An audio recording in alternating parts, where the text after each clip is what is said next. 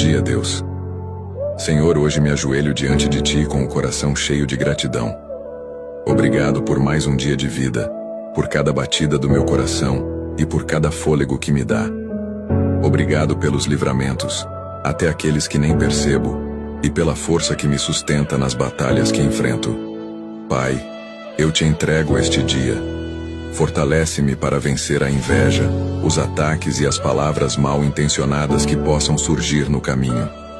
Ensina-me a não retribuir o mal com o mal, mas a confiar que o Senhor é o meu advogado fiel, que luta por mim em silêncio.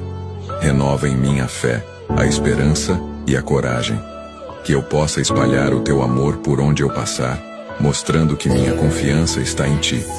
Obrigado por nunca me abandonar mesmo nos dias mais difíceis. Eu Te entrego tudo, Senhor, porque sei que nas Tuas mãos estou seguro. Amém.